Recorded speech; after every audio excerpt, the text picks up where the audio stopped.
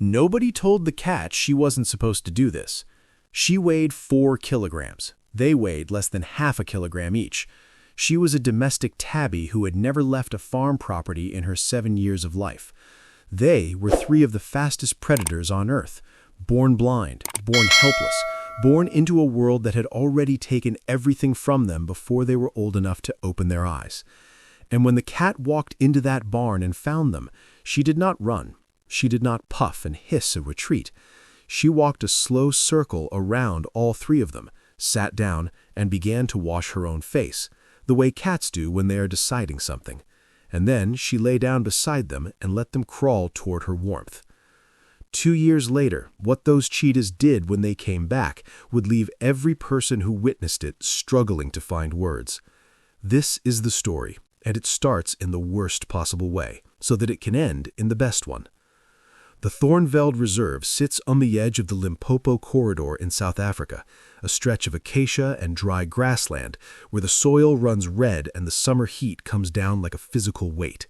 It is not a soft place. The animals that live there are shaped by the pressure of it, lean and fast and tuned to survive.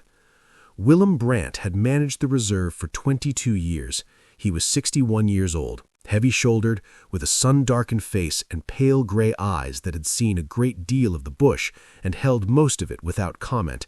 He was not a sentimental man by training. The reserve taught you not to be. But when he found the female cheetah on the morning of the 3rd of November, something shifted in him that he could not put back. She had been poisoned. It was not an accident, and it was not quick. The method, a carcass laced with a restricted pesticide compound, was the signature of the illegal bushmeat poisoning operations that had been moving through the corridor for 2 seasons. She had been a 6-year-old coalition female of only 4 breeding cheetahs on the reserve. She was dead before sunrise. Her 3 cubs were in the tall grass 40 meters from her body, 3 days old, eyes sealed, no bigger than a man's fist each.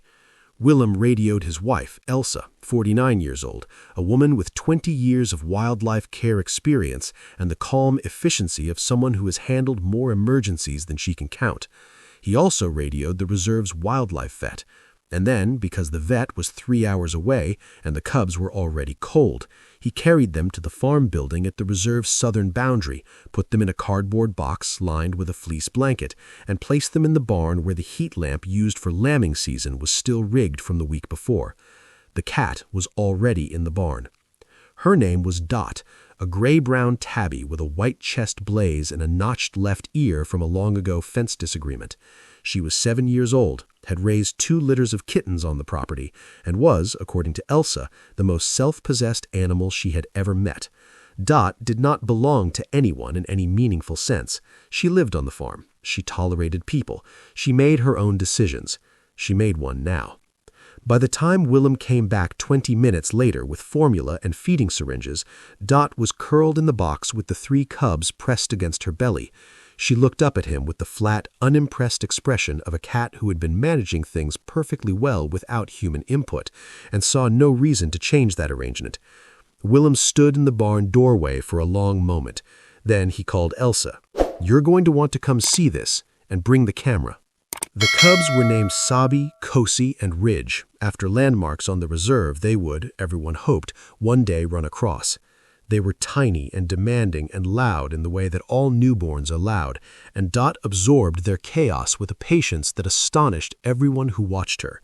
She groomed them the way she had groomed her kittens, methodical, thorough, starting always at the crown of the head and working down.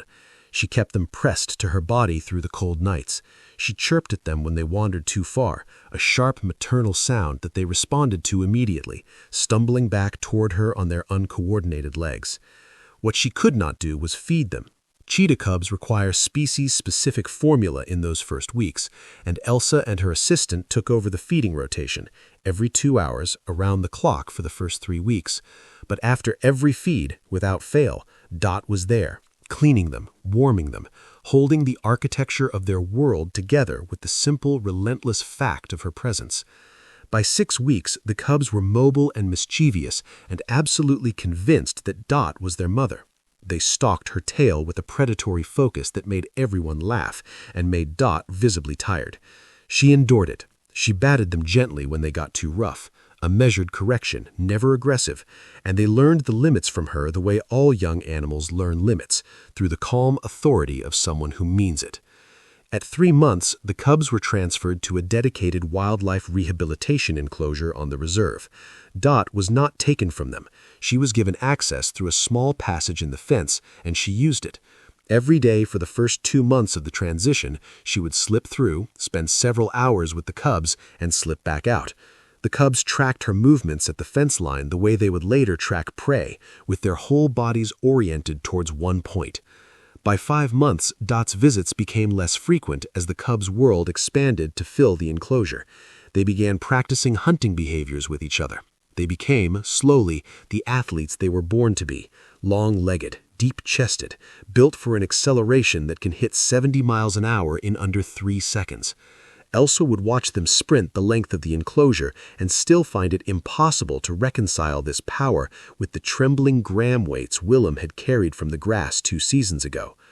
At 18 months, Sabi, Kosi, and Ridge were assessed by the reserve's Wildlife Authority liaison and certified for soft release into the reserve's extended territory.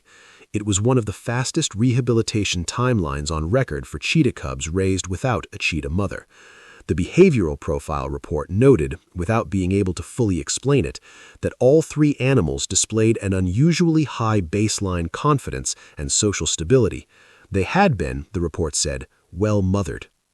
The release was staged across 3 weeks. The reserve staff watched on field cameras as the 3 cheetahs expanded into the landscape with the ease of animals who had always known it was waiting for them.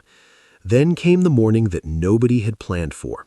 It was early autumn, 14 months after the release. Elsa was walking the boundary of the farm building compound at first light, her usual morning patrol, when she stopped. At the edge of the fence line, sitting in a row in the pale grass, were 3 cheetahs, Sabi, Kosi, Ridge, full-grown, magnificent, spotted in the early light like moving pieces of the savanna itself. They were not pacing, they were not agitated, they were sitting, facing the compound in what Elsa later described as the most deliberate stillness she had ever seen in a wild animal. Dot was sitting on the fence post in the compound yard, looking back at them. None of them moved for several minutes. Then Ridge stood, walked to the fence, and lowered his face until his face was level with hers on the post.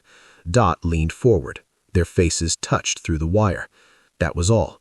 But Elsa, watching from 20 meters away, pressed her fist to her mouth and did not speak for a long time. The 3 cheetahs stayed at the fence line for nearly an hour. Then they turned and walked back into the grassland together, their long bodies disappearing into the bronze morning light one by one. Dot watched them go. Then she hopped off the fence post and walked back inside. The men responsible for poisoning the cheetah mother were identified 18 months after her death through a combined investigation by the Reserve, South African National Parks Enforcement, and a wildlife crime unit that had been tracking the poisoning corridor for 3 years. 2 men were arrested. A third was identified and apprehended 4 months later, trying to cross the border. All 3 were prosecuted under South Africa's National Environment Management Biodiversity Act. All 3 were convicted. All 3 were sentenced to prison. On the day the final conviction was handed down, Sabi, Kosi, and Ridge were documented on 3 separate cameras moving through the eastern grassland at dawn, together, as they always moved, fast and light and utterly at home. Their mother was gone, but they had been mothered, and because of a small gray tabby on a farm in the Limpopo, they were alive to run. If this story did something to you, hit that like button and subscribe so you never miss one of these. Share it with someone who needs to believe that love shows up in the places nobody expects it. Thank you for watching.